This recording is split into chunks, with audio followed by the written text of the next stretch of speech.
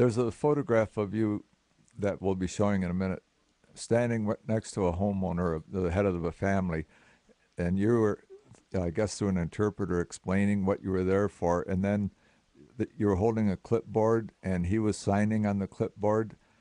Is that what happened, that you would tell him why you were there and what loss did you have, and okay, sign this release? Yeah, we actually had a couple different ways of paying claims, if you will. Some of the claims we did on the spot, where a guy would say, or a gal would say, that this is what happened, this is why I have a claim, and then you would determine right on the spot if you were going to pay it or not.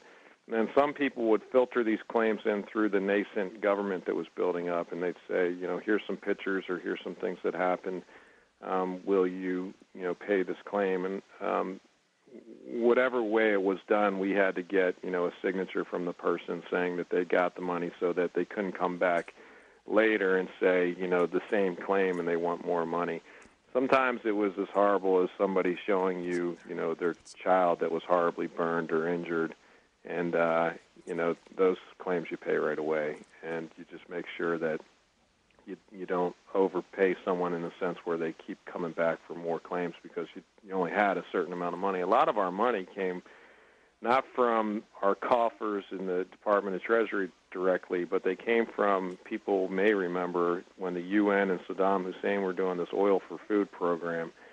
We were, giving Saddam money for oil, I think, and he was supposed to be getting food for his people during the whole sanctions period. Well, we found that he was just hoarding all this American cash in a lot of his, palaces, and once we found all that cash, we just redistributed it really to the people directly. Well, that's nice to know. Yeah. So it was, we got oil, and the civilians got the money eventually.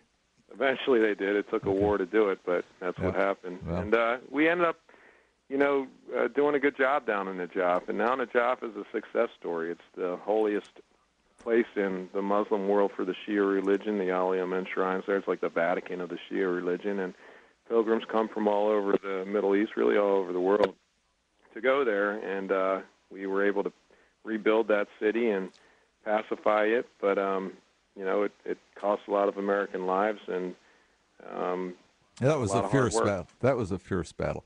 Both of those battles were fierce, but the second battle of Fallujah was just door-to-door fighting, and as fierce fighting as you ever experienced in military fighting wars. This door-to-door. And I want to ask you a question. Perhaps you have an opinion on it.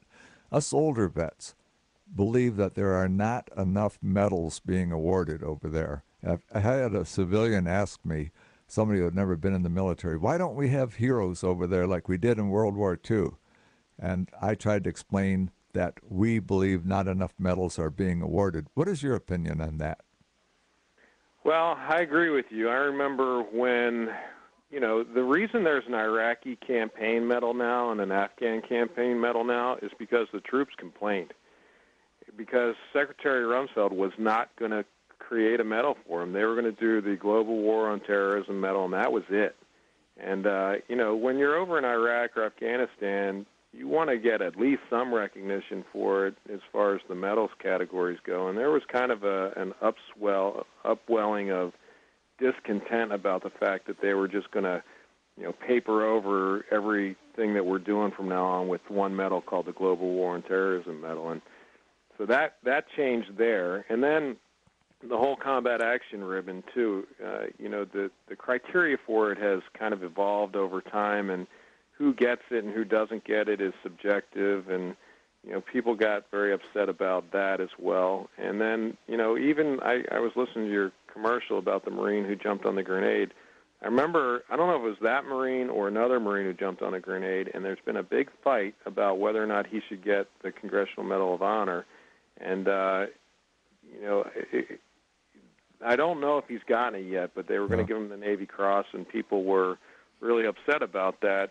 And the fact that because I think he jumped on the grenade with his Kevlar on top of the grenade, they're saying, well, they don't know if he was sacrificing his life or not, even though he did, I think, eventually die.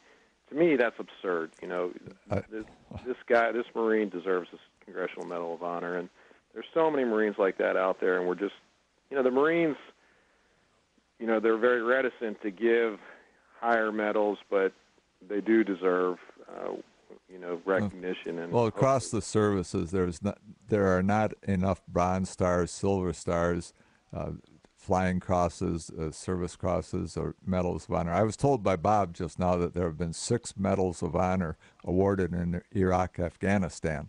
And we have troops that are so brave in what they're doing that, like you just said, this idea that, well, maybe he didn't think he was going to die or whatever.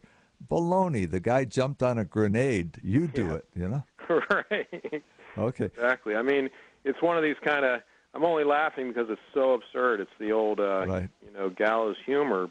And a lot of black humor in the war, isn't there? Yeah, exactly.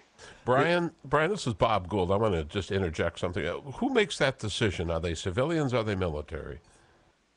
I think there's a mixture of both. I think ultimately with Congressional Medal of Honors, it's probably the president who makes the final decision. Right now there's one in front of the president. It's been approved by the Pentagon. I'm drawing a blank on what the guy did, and sure can't remember his name, but it's up to President Obama to approve it, and that guy will get the Congressional Medal of Honor if it's approved. Yeah, I remember a guy named Captain Contosh in, I think it was the OAF-1. He got a Navy Cross. If you ever read that citation, talk about a modern-day Sergeant York. This guy, you should read that on your show one day, Captain Contosh's Navy Cross. It was really incredible what he did. We'll look that up. And is he still? Well, never. Is he still alive? He is. Good. All right. Well, maybe we'll see if we can get him on. I like to have people that have been there on. We've got a minute and a half left. What you said about going around distributing the money is dangerous. It is. There's a local JAG here in Saline, Michigan that I did some real estate business with before he went overseas. And he came back. He was the only one that survived an IED, and he was carrying $1 million over to another town, and they were to pay civilians.